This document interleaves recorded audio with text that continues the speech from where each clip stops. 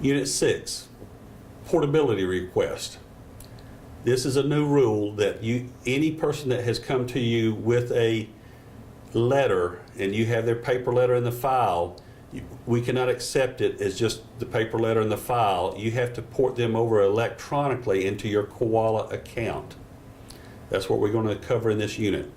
The reason for the change in the rule is because we had a lot of people forging letters early on before we started this new rule that would show up at a facility and say, I was working at ABC Child Care Center and I didn't like the job, I want to come to work for you. And they would hand over a forged letter.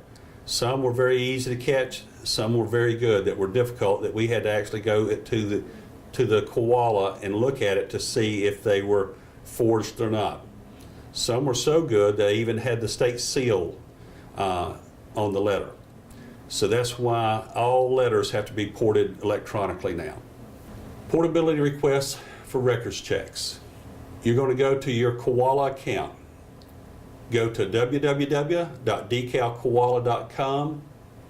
This is the same online site where you pay your annual licensing fee in December. You'll log into it just the same way. You sign into your Koala account.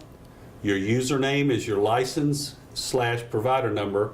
If you've been in the business a while, it was called a license number. Now we call it a provider number. Your password has already been sent, it's already been set by you unless you are a new user or forgot your password. If this happens, you'll click the green Need Help with Login and enter your license number again. Koala will send you an email with a temporary password. You'll set up the new password. Once you sign in, click on background check. It's in the green ribbon that goes across the page. Everything that you're going to do in Decal Koala for background or criminal records check is going to fall under the background check icon. Green are the action boxes. You're going to click Add Portability Request.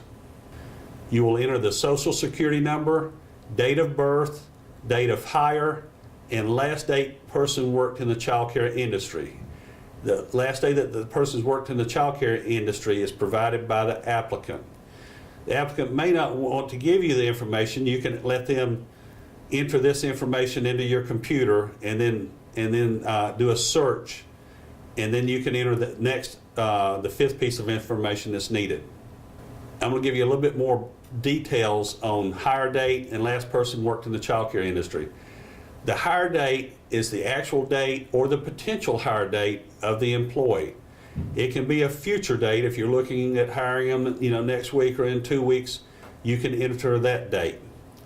The last date person worked in child care industry, this date is given by the individual, and it's the last time the individual has worked at a child care learning center or family child care learning home.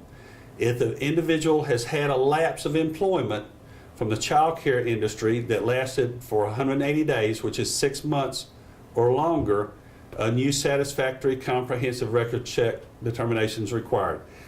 If they've had that gap, the system's going to calculate it, and it's not going to let you port the letter over if they've had a 6-month gap. If a record is portable, you will be asked to enter the applicant's email address, then select Submit Portability Request.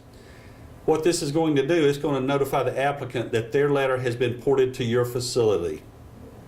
If the portability request is successful, the applicant will show in your list of employees. Sort the employees by last name to aid in finding the applicant. Their application type will always show as portability request, and you can see an example here on the screenshot. That doesn't mean that the request has gone out there. If you see it in your list of employees, that person has been ported to your facility, and instead of being an application, it's going to show as a portability request. If you are unable to port them and you know that they should be portable, and you can actually go back in time as long as they were employed by you within the first year of portability. From the day they fingerprint, they're portable for 1 year. So if they came to work for you within that year, but they've been an employee of yours for 3 years, you can still port them over. The four pieces of information are Social Security, date of birth, the hire date, and the last date that they worked in the child care industry. If there was an error when they entered their application, and you know that they should be portable, there could be a problem with either their date of birth or their Social Security. If they mistype something on either one of those numbers, you'll need to call us at the 800 number and let us take a look at the application, and we can see if there's an issue with those dates.